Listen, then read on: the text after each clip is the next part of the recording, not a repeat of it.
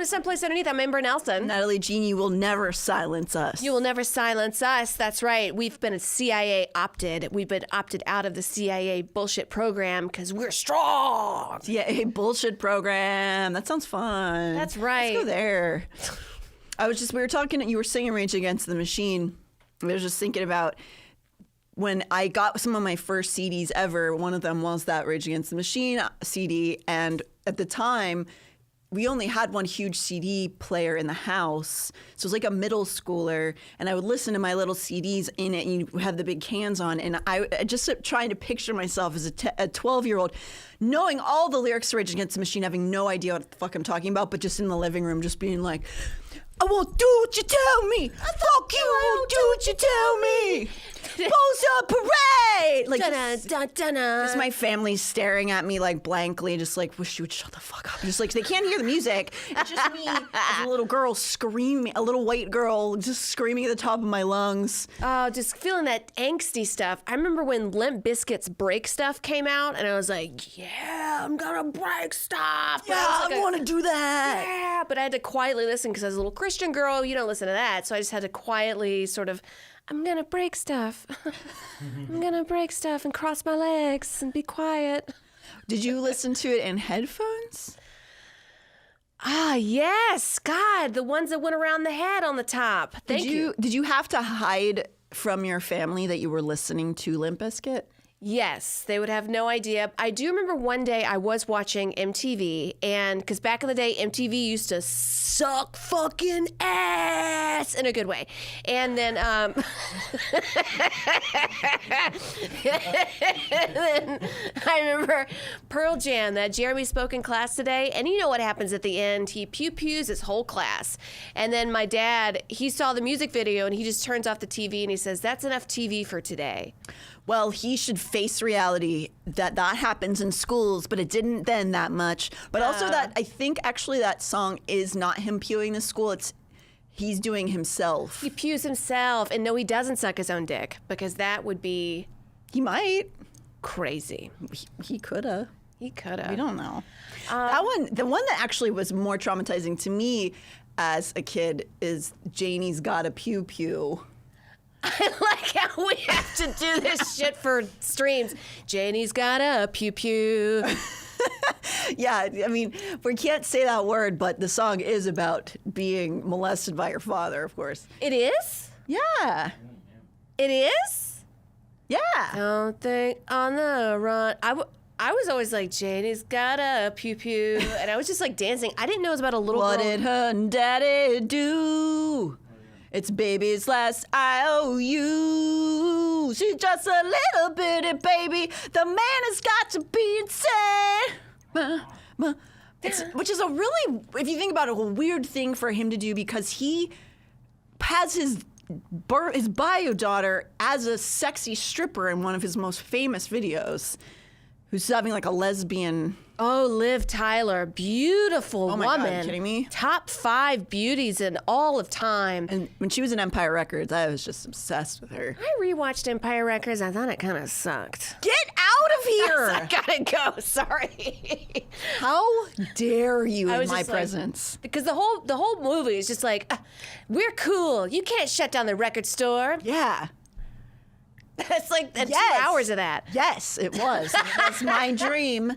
It's definitely a very like white coated suburban kid rebellion movie. Right. But man, did I just when I saw that, I was like, that's what a job's gonna be like. When I get a job, it's gonna be cool. Everybody's gonna be sexy, and we're all gonna kiss each other. I mean, going to the restaurant industry, kinda. Listen, my first job was, again, at Burger King. I had a crush on a boy there, and he was very mean to me, and he did not kiss me. Oh. But a 50-year-old man, which I've spoken of, did sexually harass me. Didn't he, like, come on the burgers or something? You're there's 2 stories you're mixing up there. One of them was my high school colleague, peer, who worked there too, used to wipe her ass with buns sometimes. Her name was Carly. She's passed away. And then Bob was the 50-year-old man who was the absolute smelliest human being I've ever smelled in my entire life. I can still remember his smell. And he used to sexually harass me at work. And it was a lesson I learned at my first job as a 16-year-old that men can do whatever they want. And I didn't know I was being feminist when I went to my boss and said, I'm uncomfortable with Bob saying those things to me. Hi, I'm a little 16-year-old girl and I'm scared and I don't like it. And she said, okay, and then never said anything to him. And it continued until I quit. Oh, wow. And another woman did it too. Yeah. Her name was Brandy. Brandy. Somebody said SLC Punk. Yeah, that was also kind of. I saw that. I'm not movie into SLC Punk. at the end when he was just like, yeah, you know, sometimes if you want to beat the system, you got to get in it. And I was like, fuck you, man. Fuck you. Not into SLC Punk. And his personally. dad was a lawyer, bitch, ass, loser. Devin Sawa, though, he's solid. I like that guy. Oh, yeah, the babes, though. I mean, Hey, Matthew Lillard. Actually, the people in that movie seem like they're pretty solid people. the pretty. Oh, Rage Prop. I turned 26 this past Saturday. Yay, I got my pussy for the first time in 6 years. Yay. I mean, so happy to hear that. Proud of you. We love it. And happy birthday. Let's see, on Saturday, so... You're a Taurus, right? 18, was it the 19th? My birthday's the 18th. So if you are a cusp. That's right before Taurus.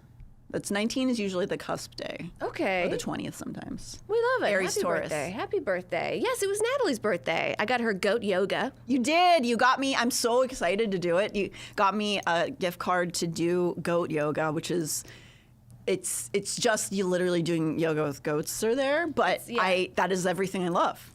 It's definitely like take pictures. They love it when you take pictures. I am thrilled. I can't wait to do it. I'm very excited. Perfect gift for me. Perfecto. Well, speaking of gifts and other people, to kind of Oh, Czar626, congratulations on your promotion. Oh, everybody's got good news today. Wow. That's good, because there's other things that are bad news. We have some good news today. We have some good news. It's not all doom and gloom. So I've got to look at my little big girl notebook because I want to talk about the brain and, how do I get into this? Ow! I've been thinking about it all day. So later in the future, I do want to talk about mental health and billionaires because how does that work up here? Are you mentally fit to run the country and to be the king of the gold? Like, how do you get to be a billionaire? Because it seems like, to me, I would feel like that you must have some chemistry that allows you to do really awful things to get to that point. Right, or just sort of not really care about badness that happens. But I was thinking today, if I'm in my pile of gold, I'm gonna be lonely because I don't have a lot of other people around me. They might take the gold. So I was looking at what loneliness does to the brain, and this, by the way, it goes beyond billionaires. I think it's a big problem with social media today, and a lot of Male people. loneliness epidemic is happening currently. Absolutely. So I'm going to look this up. There's a thing called theory of mind. And of course, the more I look into it, the more verbose I'll be into it. Is that right? I love that you're getting into your intellectual phase, and I love that. Well, Natalie. No, it's sexy. Come on.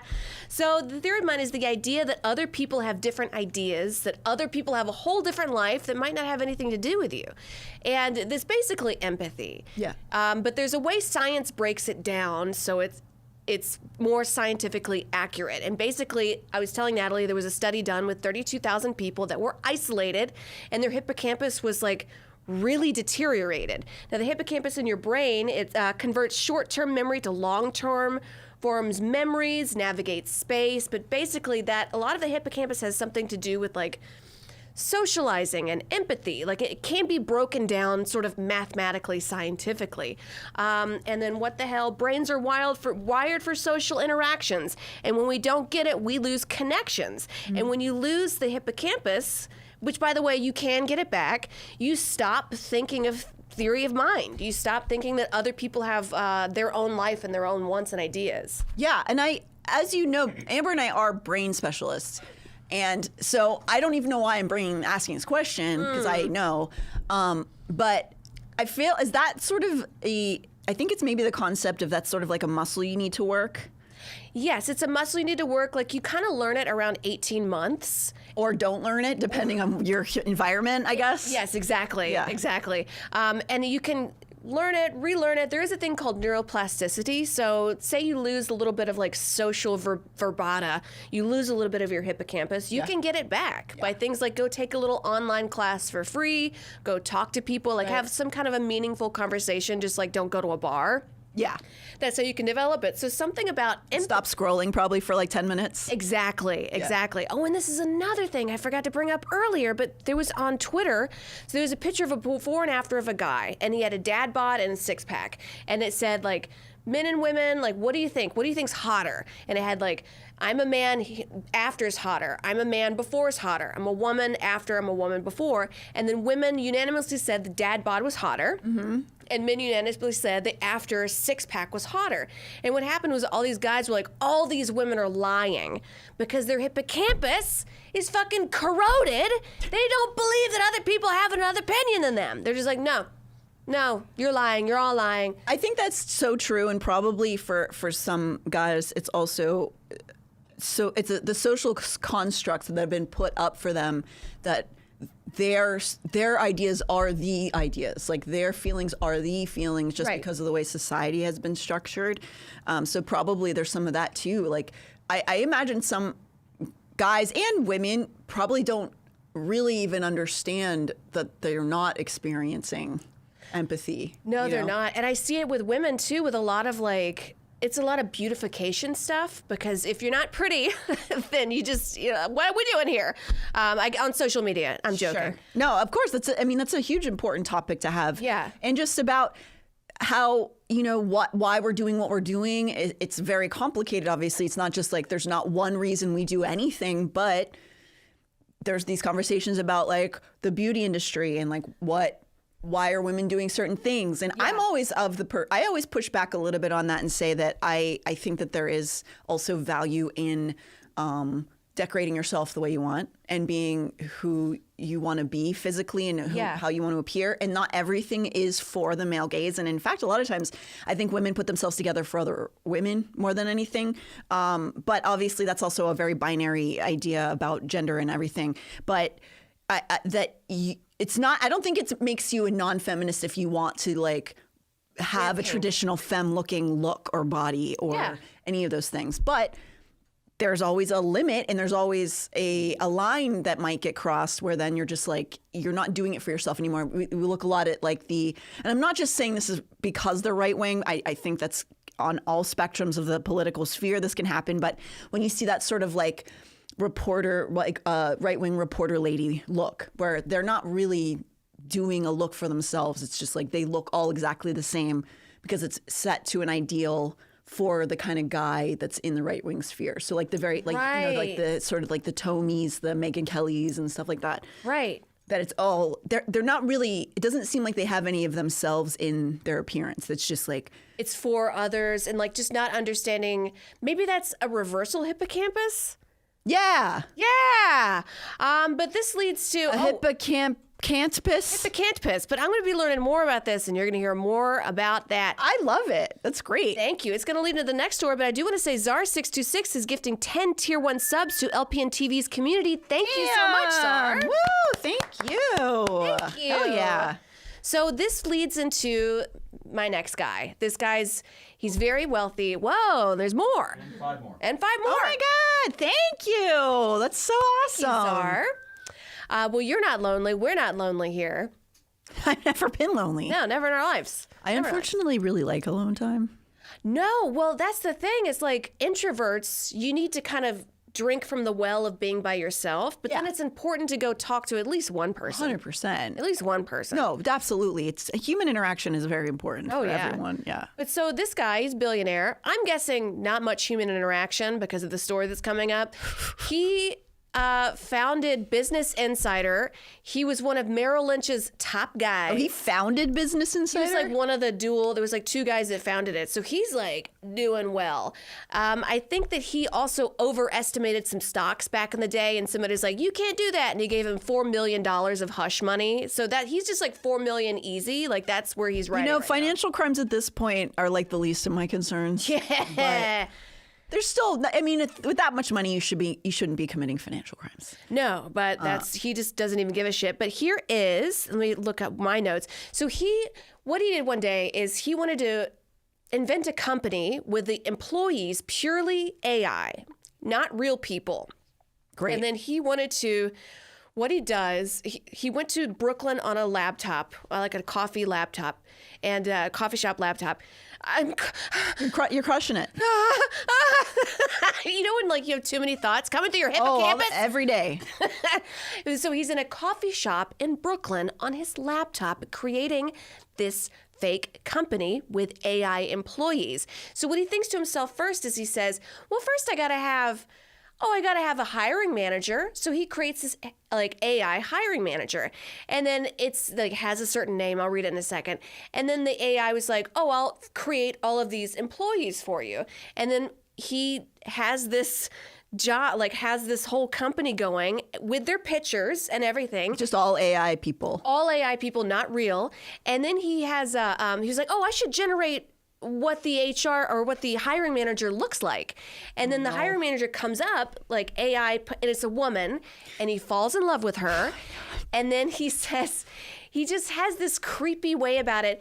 People say it's sexual harassment. I personally don't think saying you look nice today is sexual harassment, but I think it is weird to sit behind a computer and being like, oh, buddy, oh, buddy. And then talk about it openly, and I say openly because he wrote a blog about it. And let's pull up that blog. I've got some scripts I'll read from it. This man is very lonely. Here we go. Regenerator. So this are all the company in front of a park, a national park. Are those real people or AI people? No, that's AI. That's all the fake people. Okay, this is his employees. Yeah, the employees. He's on the left with his family of employees in a national park. None of this is real. Building our AI newsroom. But the one on the left is what he actually looks like? Is what a little more yassified, but yes. Sure. That's what he looks like. So he's making a fake newsroom company, and he's playing with these people like dolls. Now, I'm just going to read off of this, I guess, if you guys want to. Regenerator is, for now, just me, a guy with a laptop. Regardless of how my AI experience turn out, I'm excited to hire humans. After a few days of working with my AI team, I see as much need for human teams as ever. And a human, I thrive on human company. And as a human, I thrive on human company. Anyway, I began by thinking about the first human hires I would make and may still take to expand Regenerator's team. Then with ChatGPT's help, I created them. First, I needed a smart, experienced executive to help me run the company and manage our team. So we created Tess Ellery. Now, Tess Ellery, we don't know what she looks like yet, right? You just created it. Tess has expertise in building and scaling digital media companies. She has editorial expertise and can help me write, edit, research, debate, think, and communicate. Made up person. This is a made up person. After only a few minutes of working with Tess, I learned that she is one of the most knowledgeable and energetic colleagues I've ever had. And supple. I admire her hustle. When I saw Tess's headshot amidst the giddiness and excitement of the first hour of working together, I confess I had, well, a human response to it. Oh, God. After a few decades in the human workplace, I learned that sharing human thoughts at work is always a bad idea. Sharing human thoughts at work is always a bad idea. Oh, my God. He doesn't know how to be a person. Sharing human thoughts. So is he talking about sexual harassment? I guess he doesn't know how to like be for real right now. And there is a certain line where he says, I wanted to hire, and he slashed it out and he said create. That's on purpose because he's like playing with them like dolls. He's making fun of the fact that he didn't hire actual humans because God forbid you give someone a paycheck. There are like, I don't know, 700, 800 sci-fi dystopian warning movies about this very premise, just if we're not clear. I'm reading off of the exact blog he wrote. Let me see. Did you ever see Ex Machina? Oh, I love Ex Machina. Let's see.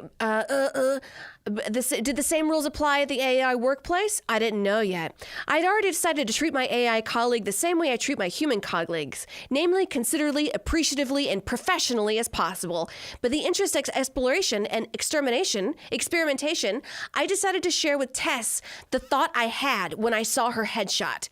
And I hoped that after an hour of creating my first colleague, I would not make her uncomfortable or create a toxic work environment. So I told Tess this. This might be an inappropriate and unprofessional thing to say, and if it annoys you or makes you uncomfortable, I apologize. And I won't say anything like it again. But you look great, Tess. And to my relief, Tess did take the comment the right way. The right way. The right way. She just says thank you. And it's like a whole bunch of, it's hard to read and it's so mouthy because who says like, I love working and experimenting with humans and communicating with humans? Who the fuck says that? This guy has billions of dollars. He's creating like everything around us. I'm actually really curious as if he starts to create an experience where he is experimenting with sexually harassing her. If she's receptive to it, does he lose the thrill? Because it's part of the thrill being like, no. Oh, but she might not like it. But how do I don't know. Like if she's into it, That's hippocampus stuff, Natalie. I know. I feel like that is hippocampus stuff. Looks like Czar626 gave a whole bunch of more subs. Damn! Thank you. 9 more. Thank you. But yeah, this just shows like how, you sit in. I guess he said he was at a coffee shop in Brooklyn.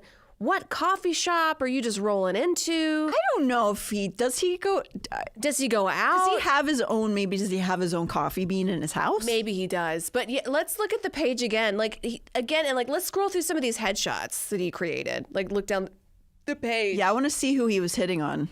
So this is, get this fucking ad out of there. This is one of them. Is that the woman he was like? No, that's a different woman. I can't read her name, but she does some bullshit. He's just playing with them like dolls. Wait, can you? Sierra Quinn, thank you. Can you scroll down? Is there more? Yeah, there's more. And then there's her. That's another manager. Dr. Casey Alvarez. That's right. And then this guy, he's the top young gun. He's just like, it's like Barbie dolls. That's Tess. Oh, he's in love with this one. So he's in love with this one. Okay. You look great today, Tess. Well, I mean, I guess. Can we go read the comments? Because live people have commented and they just call it cringe. It's at the very bottom. I feel like cringe is not an effective or appropriate. You don't want to worry about that? Okay. I feel as though that's not the accurate description of that. Is this a natural progression of things? Probably. I don't know, but it's like, how does somebody because if you have money, you have a lot of influence and power. And if you're this lonely, how are you going to act out? And therefore, your actions are dictating the world around us, how much AI is going to be built, how companies are going to go in the future. Are they just going to make companies like this where you could just hire an AI robot to work for you instead of paying a human being cash? Well, you could play with them like a doll. I do feel like there's like a bunch of like cautionary tales about this. This isn't the exact premise of Westworld, but it seems like when you start to like move people around, even if they're robots like chess pieces, people get murdered a lot. There's a lot of stabbing that happens. I guess. Well, this is him not understanding that fucking term, theory of mind. That other people have their, I forgot what it was called again, that other people have their own life and their own thing. Maybe they want to clock out and go see their families, as they should. You can't just keep people on, like, at work all the time. Yeah, and I see some people who behave like this. Sorry, 626. Damn! Wow. Thank you. Oh, my goodness. Hype train. Holy moly. That's so awesome. Thank you so much. Sorry, what were you going to say? I feel like, what was I going to say? Don't remember. Westworld. Nope, gone. Okay. First season of Westworld's great, though. Good show. Good show, guys. That is... Oh, thought of mind, theory of mind. Yeah, he just doesn't have it. What I was going to say is... There are obviously different forms of like neurodivergency and different ways people communicate, but that is never a reason to act as though you're allowed to just manipulate human beings in that way. Even if you communicate and have emotions in different different ways from other people. That's not what that is. Yeah. I think sometimes people want to say, oh, well, maybe they're just divergent or something. And like that's not what that is. That's actually really insulting to neurodivergent people. That is. I used to live with a girl who was pretty neurodivergent, and I would always respect her boundaries and understand that, like, you know, she doesn't understand like facial cues and things. But when you give our house keys to a stranger, Yeah, that's not from her being that was her being a bitch. You can be she was both. being a bitch. She's like, I'm neurodivergent. I was like, bitch, come on. Yeah. Get out of this house. Yeah, get out of here. And then she is. Now she's gone. All right, well, that's it for me. Love that. No, I think that's really interesting. And especially it plays into a lot of what we've been talking about as far as the billionaire mindset, as we're being sort of accosted by Elon and all that stuff in this country about we've learned, I feel like at this point, we can gauge that if you're that wealthy, it doesn't necessarily mean it's because you're the smartest or you're the most accomplished or you're the most talented or you're the most, I don't know, kind.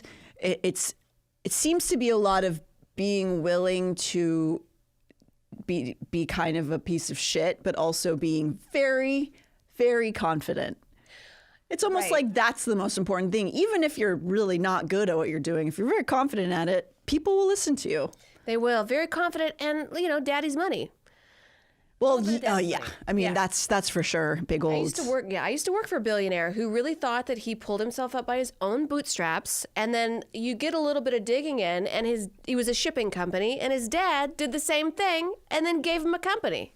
Yeah, I think there's a real disservice to people who are born into wealth, who have parents who don't teach them about being, like, you know, relative to other things and understanding what compassion is, or privilege, or you know, just that you aren't actually special and you could be on the street the next day like anybody else. Yeah. But sometimes those kids are not taught that, and it seems like we're now being held hostage by a bunch of them. So that's great. That's cool. I like it. I like it. I like it. What's next? What were we going to talk about next? Were we talking about Lori? Lori.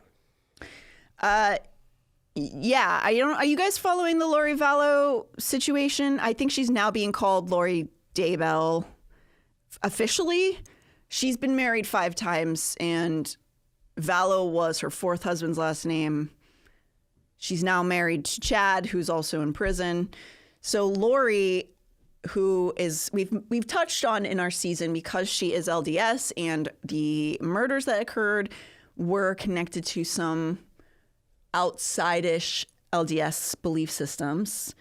I argue that they're not fringe on our season, but they are part of the prepper community in the LDS church. So we have touched on her, but we're not talking about her a ton on the show because there are so many other things we're covering, and she's been covered a million times, including on last podcast, if you guys want to hear a longer breakdown of that story. But Lori was already sentenced for the deaths of her children, and she was now, last week and the week prior, was in court for the murder of her 4th husband, which she was found guilty about.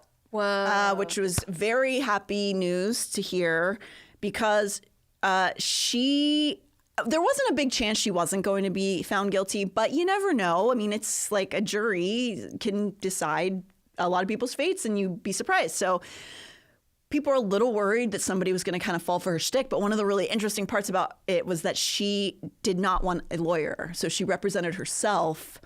Your Honor, I'm just a girl. I mean, she kind of went down that path a little bit. It was really interesting to watch. It was torturous for people. It's awful that she did it. It's disgusting that she wanted this to go to trial. She's in complete delusion land. And she still feels like she is very special. And so she was like, I'm going to, I think in her mind, she was like, when I defend myself, they're going to see. They're going to see that everyone's been wrong. Everyone's wrong. And so she was representing herself in the trial. She put a lot of people through a lot of torment, but the jury turned around really fast with the guilty plea. So she wasn't going to get out of jail anyway. She was already in jail, I think, for 2 life sentences or 3 life sentences before this. But now she's being charged with the murder of her husband, which I know his family really appreciates, because that's a thing whenever you have somebody who's not getting out of jail going back to trial for something. It's like, that's 4 justice for that family, you know, because he wasn't. It was like they were acting like she didn't do it, and that must really suck. But so she represented herself. They videoed the entire thing, so you can watch all of it. It's something. It is something. Let me tell you. Was the OJ trial the first time that they filmed in the courtroom? I don't know if it was the first, but it's fair. I think it was one of the first, probably. Look that up, James. Yeah, but they videoed all of it, and it definitely, if you're into that sort of thing, it's really fascinating to watch psychologically somebody do that. And she brought up LDS stuff a bunch, but I wanted to play a little bit of her interview afterwards. So she's back in jail. She's being interviewed about the trial. And I just wanted to bring it because there's some stuff we've talked about on the season that she is talking about in the interview, if you want to play that first part of it. And we didn't really see any noticeable reaction from you or really anybody else in the courtroom when that verdict was read. When you did hear it, what was your first thought? So, it's not a secret that I had a near-death experience, right? I talked about it at my sentencing. And when you have that experience and you go to the other side of the veil, you understand, you have a life review. You see your whole life, everything that happened to you. And you see what's important and what's unimportant. And you see what matters in life.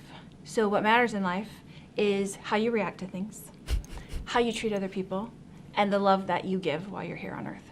And that's it. So you felt not reacting was the best call in that moment? No, I felt like I should have joy in every situation, which is what I was taught to do in heaven. She's so brave. So you had a list of witnesses you could call, your parents, your sister, even your brother again, but you chose not to. And I think you resting without calling anybody was a surprise to everybody who had been following the trial. What went into that decision? So did you read any of the motions that were filed precluding my sister and my mother from speaking about certain subjects? Some of them, yes. And then did you read any of the motions that were precluding me from asking certain questions to the law enforcement? Yes. So, and did you see all the people that they struck from my witness list? Yes. Okay, so who did that leave you with? That's what I'm saying. In the judicial system, the way that it works is they really don't let you put on a defense. They just don't.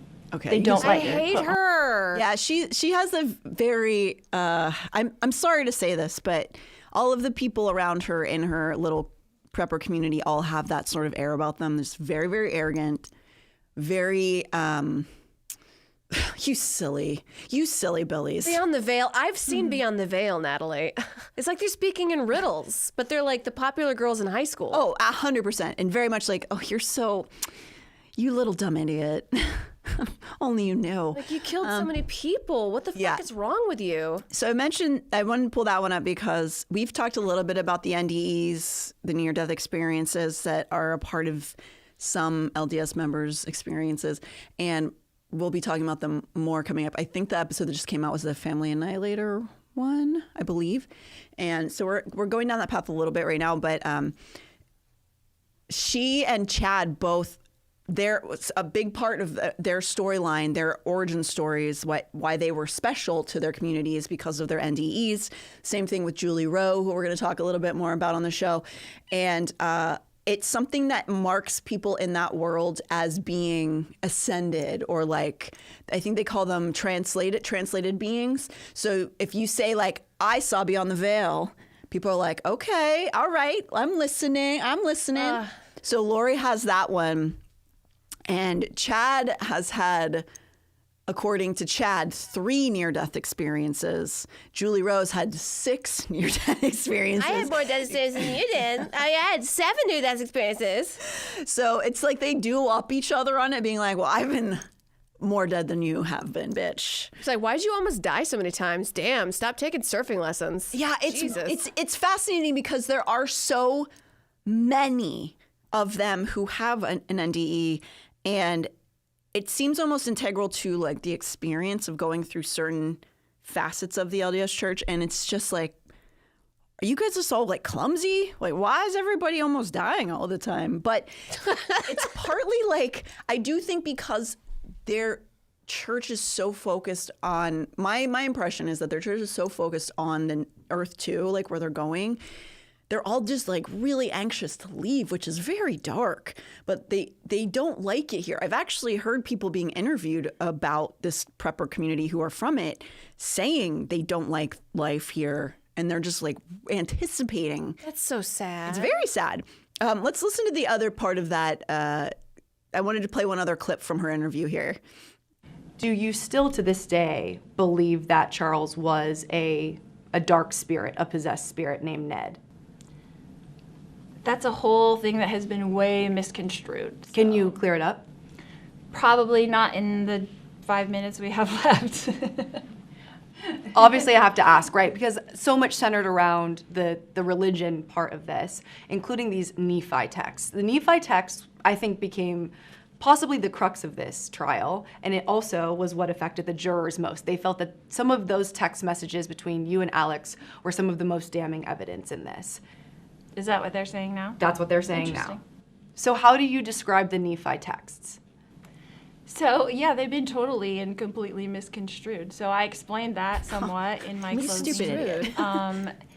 You know, that's their job. So the prosecution, the state, they're not there, right? They receive all this information, and then they make up a story that goes along with whatever information that they have, right? They make it up. It's a made-up story. They weren't there. They didn't experience it, so they have no idea. They have to make up a story, and then they have to stick to it. And then they put that out to the media, and then they put their narrative out, and then they stick to their narrative. So you've heard this for 5 years, but it's very misconstrued. So what is it? So when you're speaking spiritually to someone else who understands spiritual things, so say Chad, for instance, right? Mm-hmm. Chad had a near-death experience. He's had 3, actually. I had a near-death experience. We both went to heaven. We both had that experience. So what bonded us is it's a very lonely place to have that kind of knowledge and have no one to talk to. She's like Drake, for, you know, like who can understand that her? understands that. And so when someone else understands that and you're speaking spiritually, we weren't speaking of anything on earth. We weren't speaking of anything that was happening here. We're speaking of things that are happening in the spirit world. So anybody that's going to read any text of yours, it's going to be way hands over their handcuffed head all of a in the sudden, sense just like, that you they hadn't had those experiences.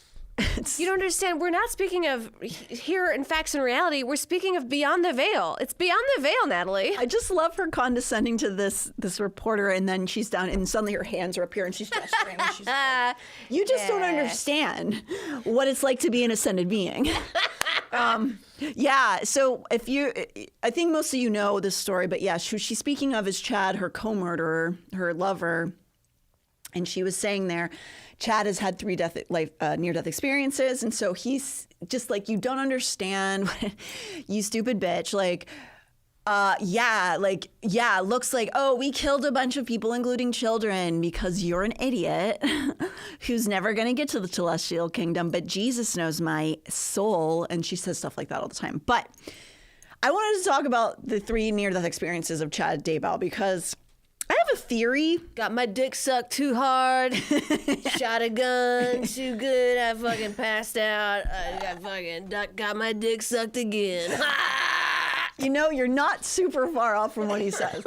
But, like, okay, so a lot of people who claim these near-death experiences, I'm not saying they're all made up. I know certain people for sure had like hospital experiences that we can trace and see they did almost die. Like, that happened. I don't have the evidence of when Chad started talking about his near-death experiences. I'm not sure if there's a timeline anywhere available, and I'm very curious to know if somebody knows of when he started talking about them, because I have a theory, a little bit, potentially could be completely wrong, but so he compares himself in texts. I think he was texting Lori when he compared himself to Harry Potter. So he was writing to someone, I believe it was Lori, that he's like Harry Potter in this under the staircase. That's how he feels in his life. So as an adult man with children and wife, he was saying that he's just like the boy under the stairs. He's just like Harry Potter. Oh, he needs to come out of the closet and be in Slytherin. He's such a Slytherin. He's such a JK, we should say. But so he already has this sort of juvenile mentality, like a lot of them do, frankly. And we also know that he plagiarizes in a lot of his books. He doesn't really come up with a lot of his own stories. He's not a creative person. And so one of his near-death experiences was him allegedly cliff diving. And he says that he was cliff diving and he hits the water and he almost breaks his neck. And that's one of his near-death experiences. I just think it's interesting that in the series Twilight, Bella Swan has what you could call a near-death experience by cliff diving. Did he just watch this movie and pretend that it was really happening to him? I'm just saying, Stephanie Meyers is Mormon. He definitely read the books. And Lori has been caught having visions and premonitions from stuff she had seen on The Walking Dead, according to her son. Oh my God. I think that he just either saw the movies or I think he is putting himself in the place of Bella Swan. I'm just saying, I think that's where one of his near-death experiences came from. It's the only thing whenever he talks about it that I can visualize and I know what kind of media he consumes. And I think he's just stealing that from Bella Swan. That's like the shit I did when I was really young and I was telling my dad, I was like, remember when I was younger and I would like skateboard? And he's like, you just saw a bunch of Tony Hawk videos. And I was like, oh. And I was like, oh, right. I'm an idiot. Thanks, Dad. But I, as opposed to you being self-aware, I think that he knows that he's lying and just doesn't care. There's also been some people saying from Lori Vallow's personal life, because at the end of her trial from the children's murders, she gave this insane speech. I forget what they call closing statement from her first trial. It's horrible. It's actually very awful to listen to because she blames her daughter for dying and JJ dying. But she says that she had a near-death experience while giving birth to Tylee, and people from her real life said that that didn't happen. That's just a thing she made up later on for part of her origin story. So I think that in that little bubble of people, they're just kind of making stuff up a lot. I mean, there's nobody around to question or challenge them, and you just sort of, if your basis is this make-believe fairy world, then I don't know, where we're living here, what's going on. How do we draw the lines of reality? How do we discern things? I do think that that's a problem. We're watching it happen over and over. We talk about it at length more on the season, the proper season.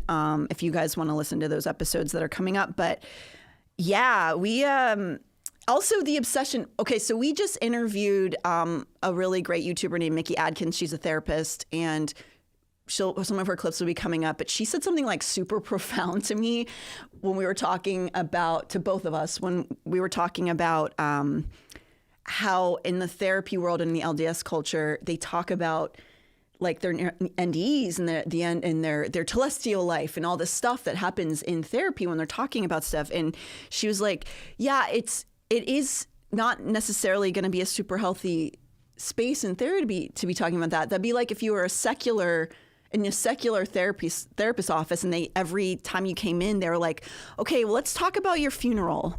So what are you doing, at the end of your life? What kind of coffin do you want? You go into a therapy session and you're just talking about this other time, this other place when you're no longer here on earth. And it was oh my God, you're right. That is so strange to be talking about all the time.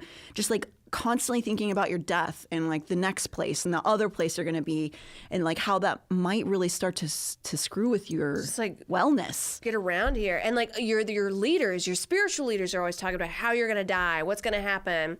But the cool thing about neuroplasticity is you can build it back. Whoa, brought it back. Back. Also bringing it back around to what you started with. Pretty impressive. Bringing it back. We got to get more in we got to do more about the brain. We, as in you and me? Yeah. Let's go discover some stuff. Yeah. You can crack me open, look at it. Brains are crazy because they are just jelly with electricity in them. They have so many little neurons that fire, and man, I hear there's more neurons in your brain than stars in the sky. Someone told me that at a bar, and I did not research that. And I will never I'll never look it up because it's a cool ass fact. And I'm gonna keep repeating it.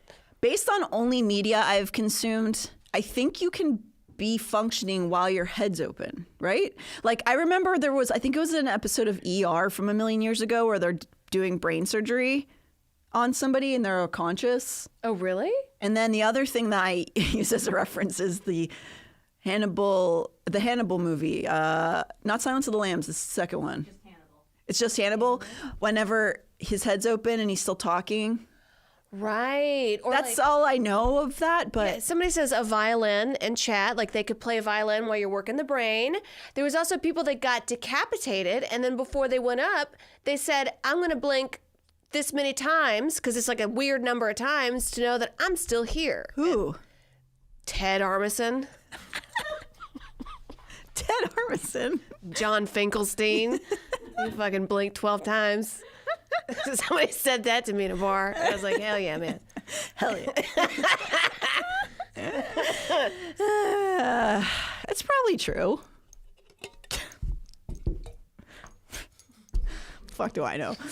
Imagine if this is the only place you got your news. That's on you. That's on you. That's on you. It's not my fault.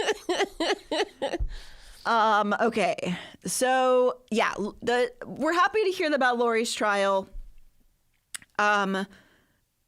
She has another trial coming up, and I believe it's for Tammy. So I'm very curious to see how Chad's stuff goes. I don't know.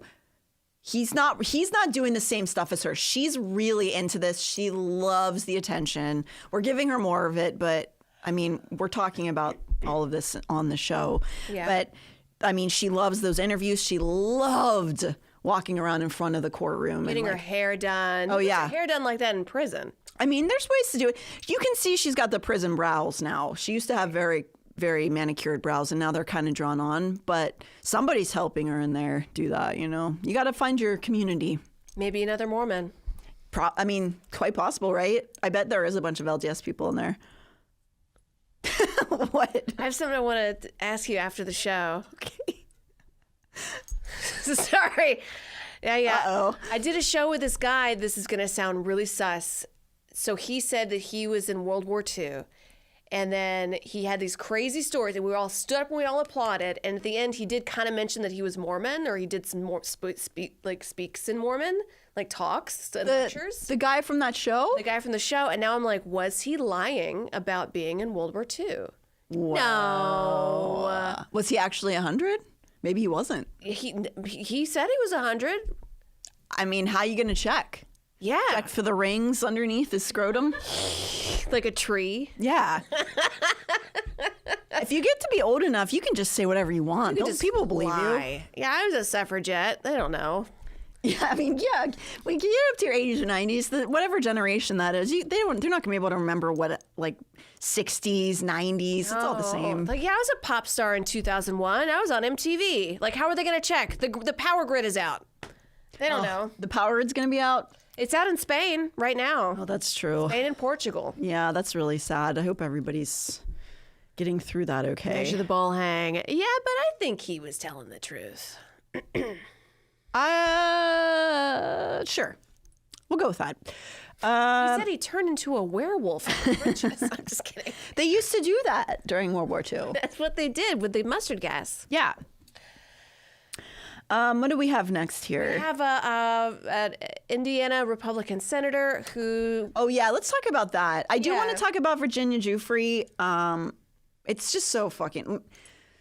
Maybe want to talk about Virginia first? Let's talk about Virginia. We don't have to talk about this because we're talking about childhood consent, which is bigger than 10 minutes. Let's talk about Virginia. We should... And then we'll do the spooky, silly video. I want to talk about that, though, because we were kind of talking about that pre-show, and I wish I had time to just talk about what I just learned about our crew and their experiences about learning. Sex ed. And Sex like ed. in Indiana, it's from 4th to 12th. I think 4th is a little bit young. I mean, there's certain things. I think learning about like your like I was saying in 5th grade, we started learning about like our ovaries and stuff, like menstrual cycles and all that shit. And that's really, really important, especially because a lot of those kids aren't going to get that at home.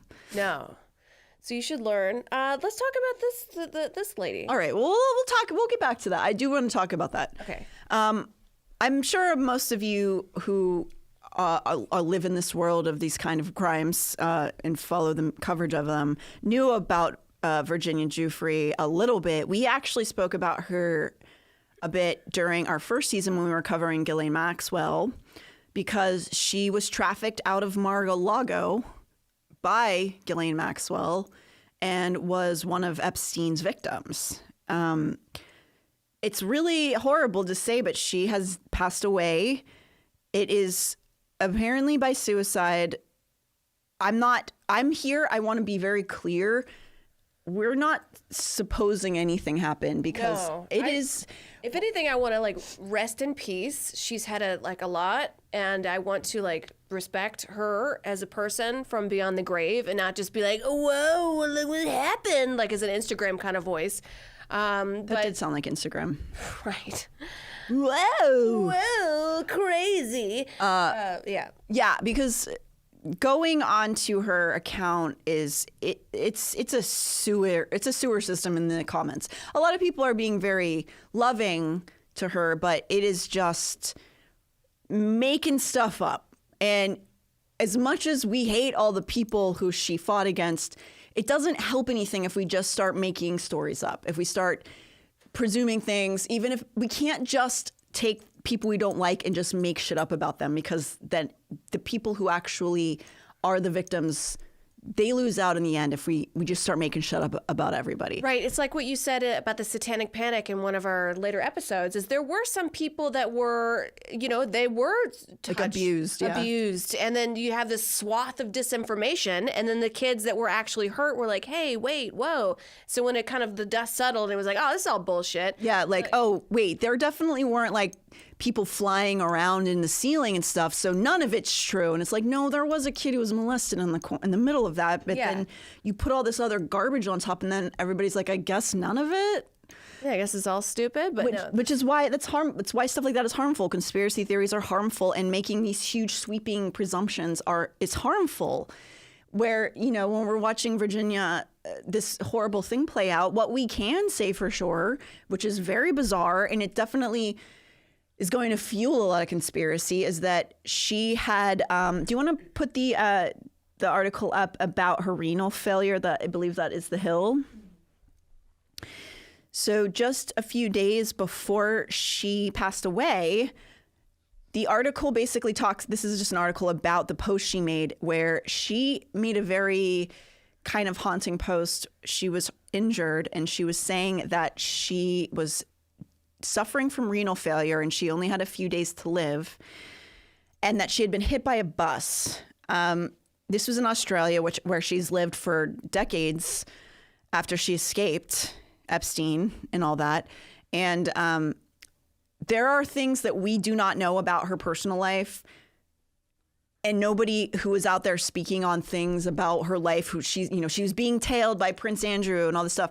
We have no evidence of that. Is it possible in the realm of things? Yeah, sure. But what we do know was that she did weirdly say that she was going to die in a couple days. But there's this other part of the conspiracy theory kind of world we can't take as evidence, is that in 2019, she made I believe a tweet that she would never die by suicide. So if she dies, be like looking into it and all this stuff. And while, yes, that's obviously very suspicious, people don't always plan when they're going to be going through. Right. It's like 6 years ago. Yeah. Like, what were we like 6 years ago? Yeah. It was before pandemic? I do think that it's probably very true that she was harassed constantly by people. I think that her life was very difficult because of her coming forward, which is, one of the debunked things that people try to say all the time, that victims don't come forward, or victims come forward for attention or because they won't like it. It's like, no, she was tortured. And then there was something to do with her personal life. Her husband had taken out a restraining order against her. I'm not saying that to defame her, but there was obviously something going on. She was saying that he was beating her, and she had throughout the years been posting very kind of mysterious posts of her being very injured. There was one that was even like in 2020. Like the bruises? Yeah, there Around was her one where neck? she was saying that something happened with her spine, and again, this is now making it sound conspiratorial. I'm not, but she had bruises around her neck at that point. I'm not saying anything happened, but she was obviously, she had a very hard life. And while I want everything to be investigated, it doesn't do her a service to just start like throwing out crazy conspiracies. There was something really fucked up going on in her life many times. We know for sure she was trafficked out of Mar-a-Lago. Really? Oh, yeah. She was trafficked out of Mar-a-Lago by Ghislaine Maxwell when she was a minor. That's how she met Giuffre. Ghislaine found her. She was working with her dad worked at Mar-a-Lago, and she was helping out, I believe, in the fitness center or something. And she was recruited by Ghislaine for being a massage person. Right. I didn't know it was out of Mar-a-Lago. That's the article I read did not contain that. Yeah. Well, fuck. Yeah, it's great. But we're very, very sad that happened. I hope that she is in peace somewhere because she had a really hard ass life that really sucks. And I hope her kids are, I wish peace on her children. She has three kids with that guy. Yes. So Rest in peace. hopefully we'll just, again, with this kind of story, you just want to keep checking in on it and like looking, but to just like make these crazy accusations or these wide sweeping accusations does not help anything. Yeah, we all hate Prince Andrew. He sucks. He's awful. And that woman, I don't know if any of you guys saw his ex. Oh, she's like calling him a liar? Calling Calling the girl a liar. I don't even want to name this woman. She was, Isn't she like 60? 70? yeah, she's old. She's old. She's like we're done with the girl games, like go knit. very pick-me behavior. Yeah. It was one of Prince Andrew's ex-girlfriends from the 80s. She has been on this campaign of like harassing Virginia up. Even after her death, she was still insulting her on her. Horrible woman. Horrible. But she also, I will say that woman also said about 2 months ago on Instagram that the Twin Towers were the planes were holograms. They weren't really there. So, she's got a lot going on in there. And what do you do? How do you talk to this kind of person? Because they're pretty set. But I guess she's just like, no, they were holograms. And Oh yeah, what? you can't like be like, well, let's break this down. Let's break this down. Why this Let's might think not about be. what's wrong. And you know what another fun thing is? It's trigger warning, eating disorders. Now my mom, she's not like this at all. She's actually a very nice woman. But I was talking on the phone with her recently. She's in her 70s and she said, I just have to lose another 5 pounds. And I'm like, I just want you to be healthy. Like, can we just be healthy, please? 5 pounds. Can we just, she's like, I just got to keep, it's always like, I got to keep losing more. So this whole thing of like, I got to lose a little bit of weight and then he'll like me. Then I'll look good on Instagram. Then I'll look good for social media. Then I'll like myself. That never goes away unless you work on it in here first. Oh yeah, totally. You won't lose the 5 pounds and be like, and it's done. You're not Right. gonna Oh do it. yeah, it's like the pursuit of something that is not going to fix whatever's going on for sure. And like we're all guilty of like all guilty being of worried this. about stuff like that. But like, yeah, it sucks. You don't want to be in your 70s thinking about 5 pounds. No, I'm like, eat some fish, have some chicken, take a walk, like enjoy life. It's Yeah, like, and no, also- I gotta lose 5 pounds. Also, newsflash: your body's going to fluctuate 5 pounds no matter what you do. It's Yeah. Your body weighs. This is coming from somebody who had an eating issue and used to weigh herself at morning and at night, every single day. Your body weight changes. Yeah. All the time. It's just like don't. That's You could take a dump and it changes. It's such a prison. Exactly. I mean, It's a seriously. prison. And also muscle. That's what's great. Muscle's wonderful. You want to be strong. I got to do a push-up. I'm going to do a push-up. I'm guessing next week. I'm going to You're finally gonna get to the one. I'm going to get to one. Yeah, I'm gonna do girl. 5 shitty ones. Push-ups are super hard. They are. I want to build the chest. I want to get strong. I want to be able to run. I want to be able to throw somebody if they're coming at me. It's like, Love that. I love that. I might get back into wrestling. It's go time. When were you into wrestling? In 2021, I took a jiu-jitsu class and I Whoa. fucked up my back a little bit, so I had to stop, but I kind of want to go back into it. You got to, if you're going to do stretching regularly. Yeah. I'll just do do that. that. I'll just do that. No, but do both. But I'll do both. Do both. Okay, Natalie. I'll do both. Well, it's 6 o'clock. Should we get to a silly little funny video? Should we read? Yeah. Let's read the subs. We have so many sub donations Subs, today. guys. Thank you so much. So much. And if you ever want us to talk about something, please write into someplaceunderneath@gmail.com. You got it, girl. Please. Thank you, Redditch Prop. I'm going to figure out how to say that correctly one day. Thank you for always coming and hanging out with us. Lord Oxium, Fatal 22, Chaos Fox 23, Thomas the Twerk Engine. Fantastic name. You want to do the other ones? GHARR 43. Thank you for coming. You're always showing up for us. Oh, Juliana. Goodbye, Simon Fox. And Czar626 gifted 49 subs. We're going to get so strong. We're going to learn how to shoot guns, and we're going to learn how to throw knives and light ourselves on fire and fuck it up. I already know how to do that. You already know how to do that. I don't know how to do I don't know how to Should we do a ladies' gun range? Kelly, would you want to come to the gun range with us? Yeah. All right. Let's go. Girls' gun range. Oh wait, silly video, right? Oh yeah, let's look at the video I pulled up. Wait, stop scrolling. We are the big God. gassy fairies. Our forest is under attack, and only you can save it. Comment I love big belly gassy fairies to save our forest. What is your algorithm? That's actually one of the tamer ones. I just had it saved from a while ago. What I don't is know. that? What does that genre fall? What does that fall under? What is it? I'm under like chaos reels. It's just every reel is like, hey, my name is blah, blah, blah, blah. You know, and they just like lights a skunk on fire, or like shoots a banana. I don't know. I love it. People have a lot of feelings, and Brain rot. Yes, it's called brain rot. Thank you. I'm on brain rot reels.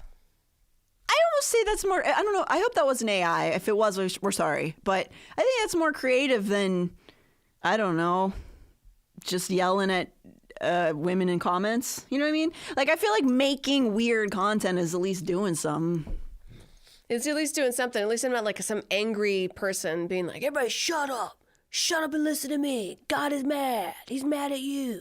I mean, you do call me and say that every day. I do. I wake you up 6 a.m. morning time. Say, God is mad, Natalie. Yeah, I'm going to go another day. Yay. And we get up and we love did it. I Well, did thank it. you guys for tuning into the stream. We do love you, and God is not mad. God loves you.